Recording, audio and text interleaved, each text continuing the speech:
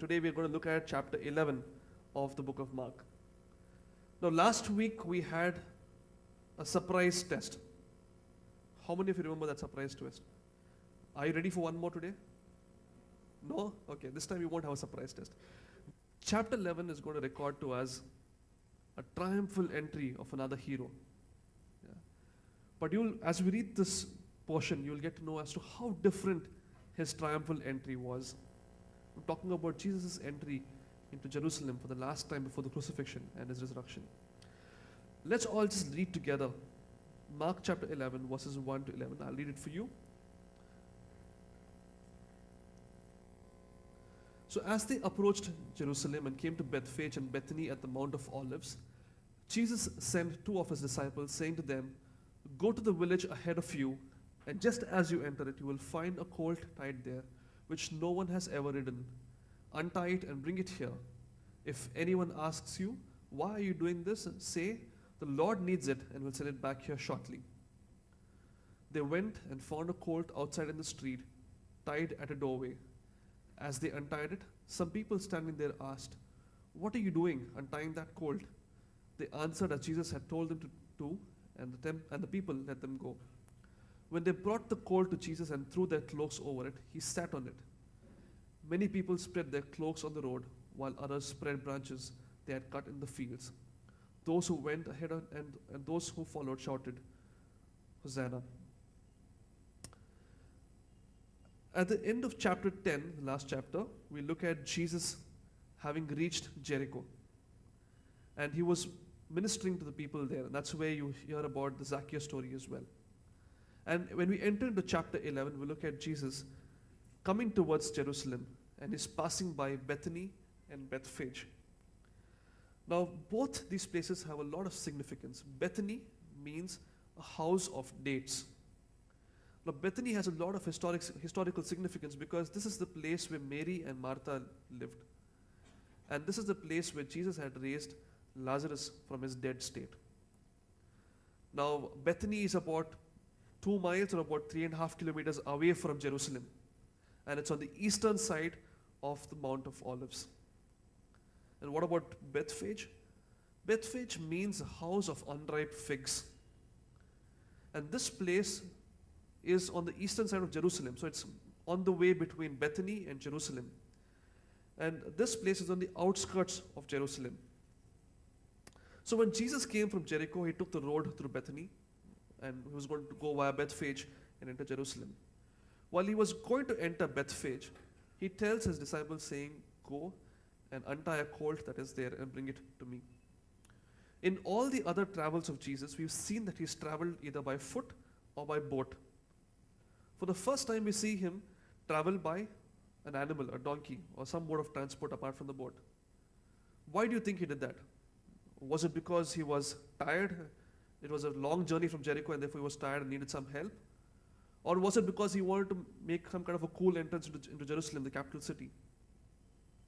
Now, when I talk about a cool entrance, I'm reminded of an event which happened at my workplace. Now, being in the HR team, you get to see the good sides and the not so good sides of people as well. Sometimes you even get to see the idiosyncrasies of people. And one such thing is when we had a training program at the office, and all our crew, the offshore crew, were going to come to the training program at the office. So one of our guys who stays in one part of Bombay, that's Vasai, was going to come to Powai. That's where the office is. That's where the training program was being held. And as per our practice, as per our policy, he is eligible to use a taxi to come from wherever he wants until the office or the training center. Now, the policy doesn't mention clearly as to what kind of a car or what kind of a taxi or what rate he will be reimbursed the cost at. Now, this guy thought he was smart. Okay? And generally, the offshore crew are people who like to show off. They come with their gold chains, their big glares, gold bracelets and all. That's the way they are, Banda guys. And this guy wanted to show there. And so he came in a very special way. He chose not to come by a Meru cab or a tab cab like most other people would come. But he came in a Mercedes S-Class, booked for the entire day. He wanted to make a style statement there. He wanted to show that he has the money for it. So for 2 full days, he had a Mercedes S-Class with him. Usually you'd think, okay, he'll come drop him and go back, or he'll come in the evening, pick him up and take him back home. But he had the car just waiting outside the lobby for 2 full days, so that whenever they came down and his entire class came down for a smoke break, he could show it to them and then say, "This is how I came." And we all found it weird. And we all got to know the story only when the bill for reimbursement came to us. Now, the payroll team came up to us and said, "We got this bill for somebody's travel reimbursement. For 2 days, the bill says 20,000 rupees. We were shocked. That's when we called him to the office and had an investigation and asked him, and he said, "Yeah, I came this way, Mercedes, I wanted to show off. I had a bet with my friend," and stuff like that. And the poor guy had to go back paying 18,000 rupees. All we paid him was 2,000 rupees of the fare, which is what a Meru cab or tap cab would cost him. People do such things to get that glory or the pomp when they come to a place. I don't know what some of us do. Yeah. But here, Jesus comes in a very different way. Now, generally, you'd imagine a king come on a very mighty horse or a stallion kind of a thing, just to show that he's coming out of a victory, out of war. That's how kings would come. Wouldn't you agree? I mean, that's why when you see anybody's statue, like Shivaji's statue, you see a horse. You don't see a donkey. But Jesus came on a donkey, and we all think the donkey is a stupid, insignificant, unintelligent animal, right? But this view about a donkey being stupid and insignificant is a very very European view. A very European view that the animal is a very small and petty animal. But the Eastern view of a donkey is that it's a very kingly, a royal, but at the same time modest animal. So generally, when a king would come back after victory, he would come back riding on a donkey. And that's what Jesus was doing here as well. He chose a humble but a royal animal like the colt to come in to declare the kingdom of God that was going to come. Now, about the colt, I don't think it was an accident. I don't think the colt was just by random that he chose the animal. Jesus didn't say, "Okay, you two disciples, go that side, you two disciples, go this side. And along the way, if you find a herd of donkeys, pick a good-looking, young, neat one and bring it for me." He didn't say that. He was very specific about what the entire event was. He said, "Go to that town, you will find a young colt lying by the road, tied by the doorway."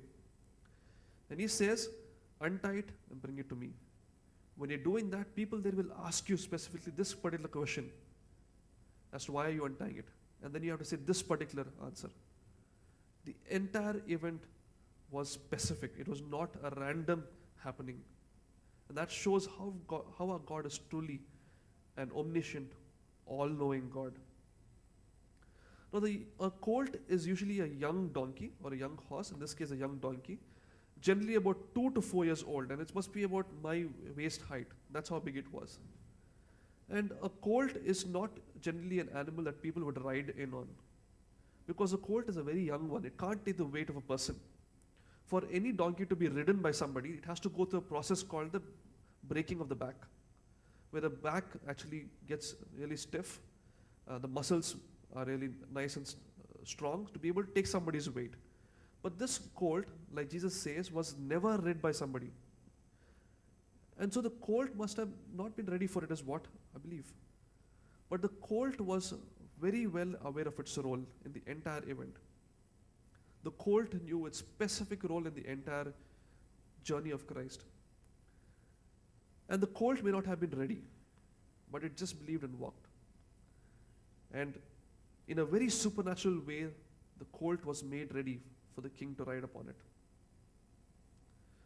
Now, this colt also must have been a very playful young colt. Otherwise, why would it be tied up? Yeah, imagine if you had a dog with you, 2 years old, wouldn't it be a playful young dog? That's how this colt must have been as well. And when the disciples came, they untied the colt, pulled it up, put the cloak on it, and brought it to Jesus and made Jesus sit on it. This young animal did not show any rebellion. It did not show any kind of a revolt against what they were doing.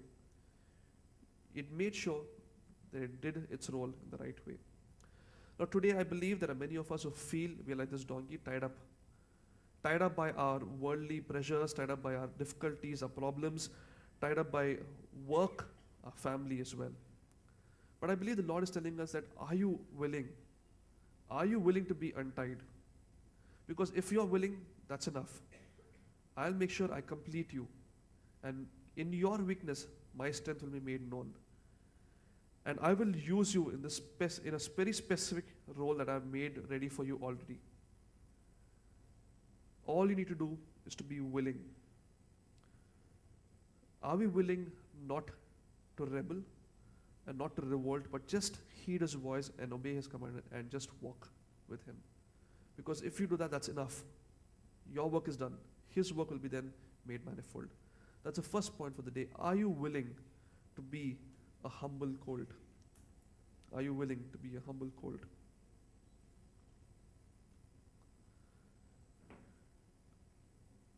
Now, just to look back at what the people there shouted when Jesus entered into the city. They shouted, Hosanna, blessed is he who comes in the name of the Lord. Blessed is the coming kingdom of our father David. Hosanna in the highest heaven. Jesus, by riding in on the colt, was fulfilling a prophecy.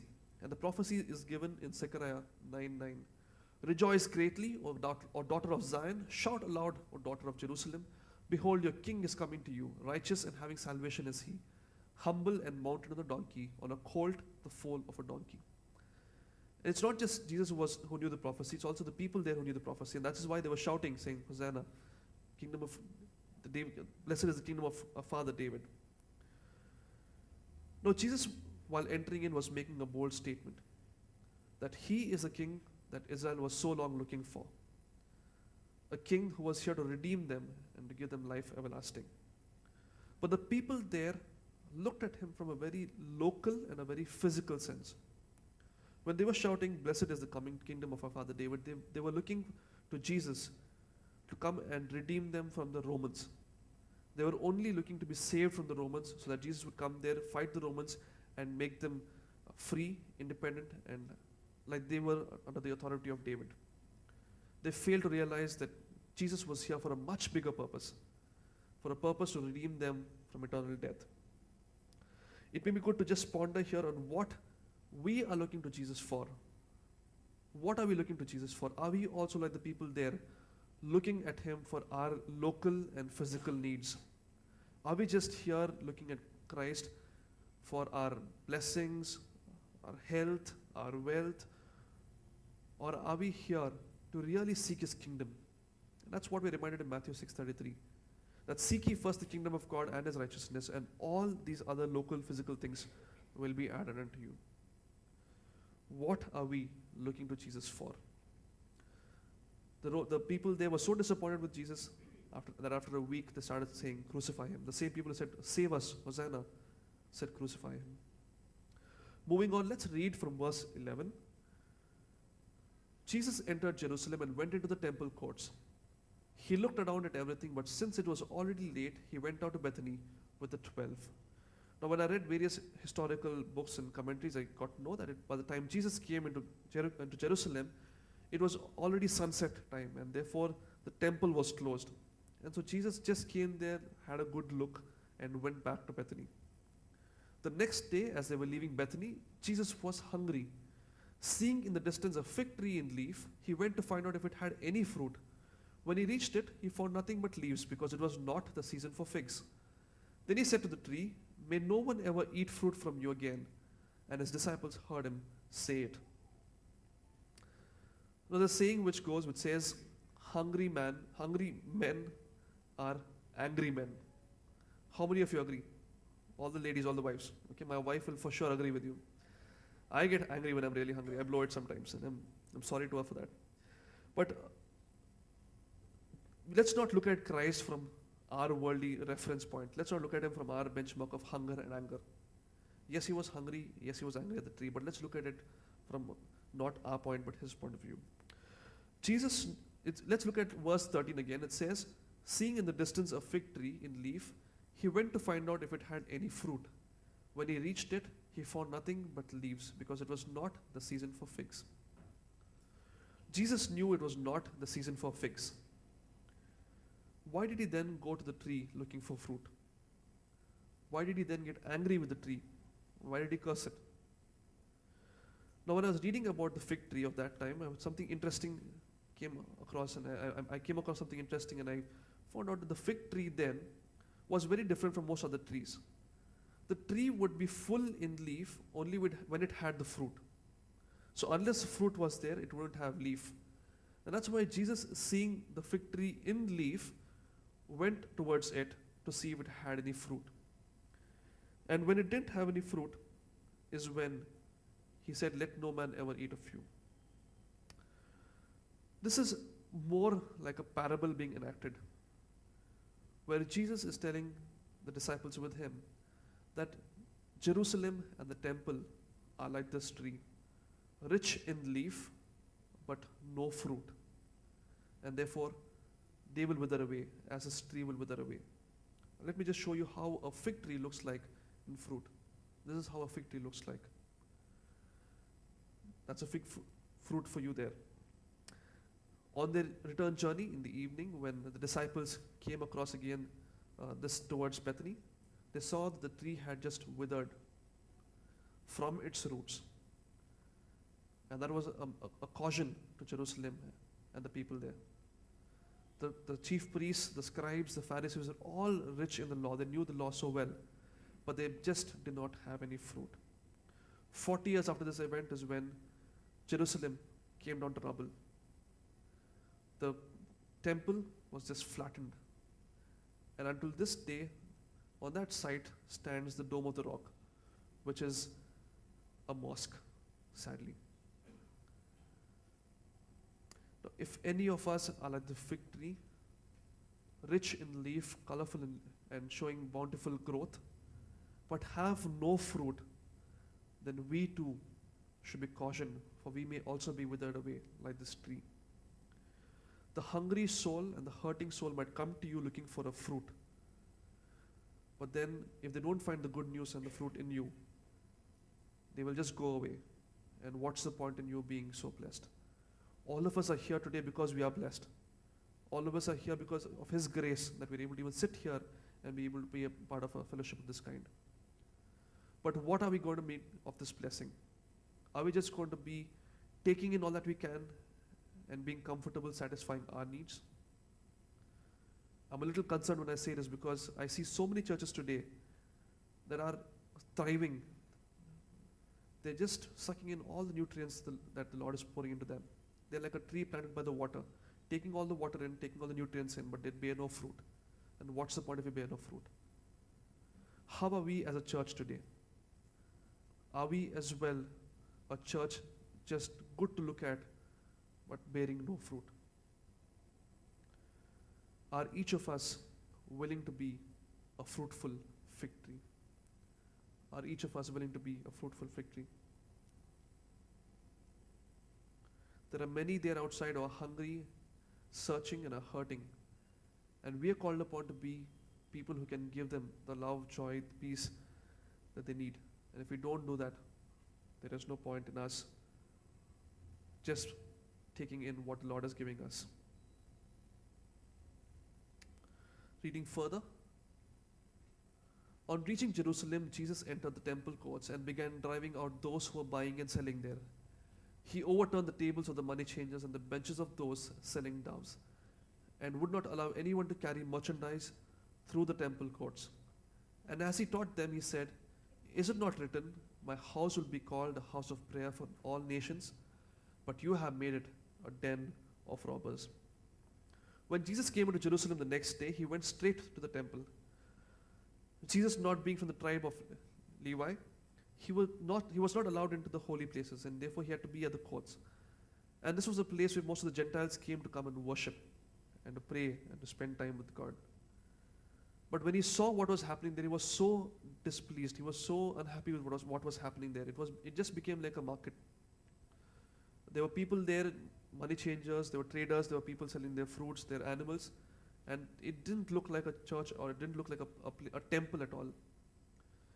And when Jesus came there and he drove all the money changers out, when he drove all the people there selling their stuff, the Gentiles were astonished and they were glad.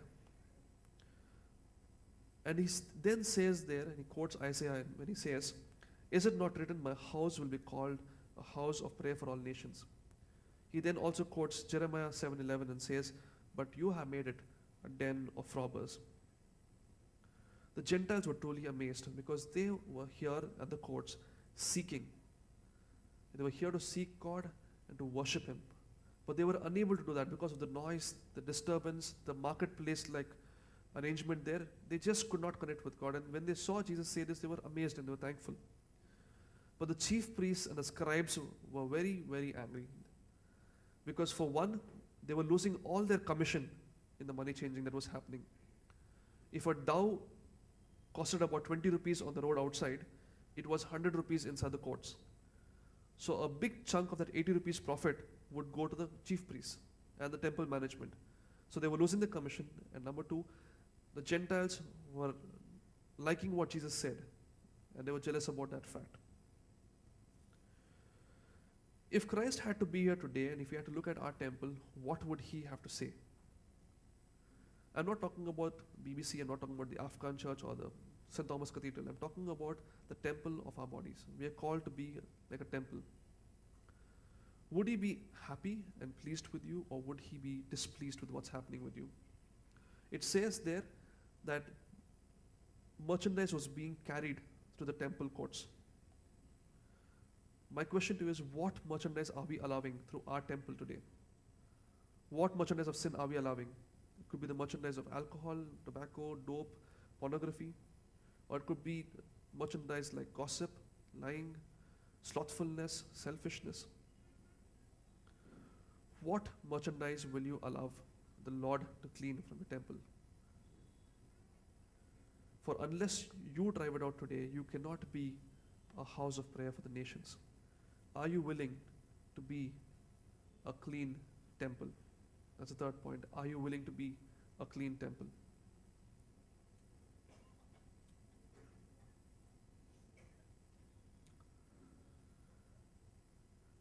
My house will be called a house of prayer for all nations, is what it says. We just ended a season of prayer of 40 days, and just about a couple of weeks ago, and we were all blessed by it. We all shared some marvelous stories about what Christ had done for us as a church when we were seeking his heart. And our church's vision being Cities Reborn, we chose about 25 nations and 10 cities to pray for. This was the first time I was fasting and praying, and I really enjoyed it. And as a cell as well, we got together praying, and we chose a leader in our cell. We chose Paul to be our prayer leader. So every day he would send us an email with choosing one nation. So he would put the nation's name, he would put the details of the nation and what to pray for.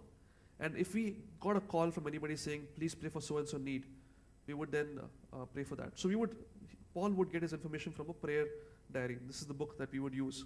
And a snapshot of that is here. This is how you would have a country name, and it's in the book as well. Now, when we were praying this way is when we got the news about Mr. Wilson. Wilson and I shared about this last week. Mr. Wilson is my boss, Jacob's brother, and he was fully fit and fine. And within 7 days' time, from a fit and fine state, he went to a state where he needed full support of a ventilator. He was diagnosed with an advanced stage of encephalitis, and the doctors had given up complete hope, to the extent that they had placed him ulta on the bed, okay, face down with all the pipes flowing out. Because they said, we've given up hope, 90% no hope, 10% hope, and the 10% hope is not because of any medical reason, but because we believe that as Christians there's a miracle making God. So the doctors had put him ulta on the bed, just so that the lungs won't need to take too much energy while breathing. A very unconventional mechanical intervention. That was the state he was in. But we kept praying, and for the first few days we had no answer. We didn't see anything improving. The doctors kept saying, no chance. It could be today, it could be tomorrow that he passes away. To the extent that this was the St. John's Hospital in Bangalore, a Catholic hospital. And so the chapel's priest there had come to give the last communion as well. And this is usually done when they expect somebody to pass away. So all that was done. Nobody had hope there, but we kept praying as a church, as a cell, as individuals. We kept praying fervently. Only to hear that last Monday he was out of the hospital, not just out of the ICU or out of the general ward, but out of the hospital altogether, and he's back home right now. And we truly have a miracle working God. And we were so encouraged by what we saw, because for the first time we were all fasting and praying, and to see our prayers being answered was a real, real joy for us. Now, are we going to wait until 2015 for the next season of prayer? Are we going to wait for the church to call a 40 days of prayer again to spend such a time in prayer? Or are we willing to be a house of prayer, praying for the nations continually? If any of you is encouraged to be a house of prayer this morning, I suggest you pick up a book, this prayer diary, which is left at the back of the church, and you can keep praying for the nations that you feel God is leading us to pray for. Are you willing to be a house of prayer for the nations? That's the fourth point on your book. Are you willing to be a house of prayer for the nations?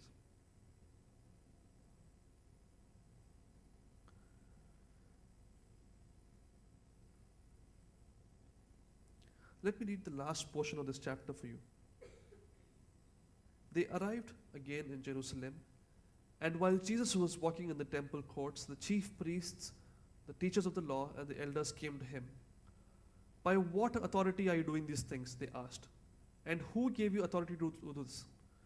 Jesus replied, I will ask you one question. Answer me, and I will tell you by what authority I am doing these things. John's baptism, was it from heaven or of human origin? Tell me.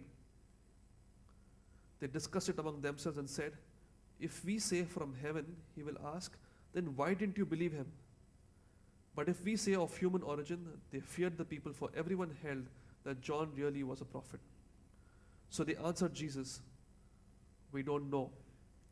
Jesus said, neither will I tell you by what authority I'm doing these things. At this point in time, Jesus was just 33 years. And the chief priests and the scribes in the temple must have been much older.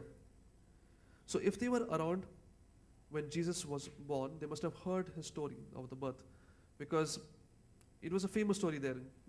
The star was involved, King Herod was involved, there were wise men who were going with the gifts. And all these various happenings would not have missed the ears of the chief priests and the scribes. They were influential people. They were people who were well informed, and therefore, if anything of this kind, something which stood out, happened, they got to know about it. Okay, even if they miss hearing about the stories, I'm sure some of them must have been around when Jesus was just 12 years old and in the temple when he was arguing with the teachers there. So the chief priests must have at least seen him in the temple when he was a young boy. If not that, they must have at least heard his miracles which were happening around Israel. At least the miracle which happened just outside in Bethany, where Lazarus was raised from the dead. And in spite of knowing all this, in spite of being through all this and hearing all this, they still asked, by what authority are you doing all this? Going back to what we earlier heard today, when we are ready to clean our temples, when we are willing to be a fruitful fig tree, and when we are ready to be the young colt to bring his kingdom in, and when we are willing to be a house of prayer for the nations, people around you are going to be astonished, and they're going to ask you, by what authority or by what power are you doing all these things? The same people who are with you in the sin that you were involved in, when they see your temple being cleaned, they will ask you, by what authority?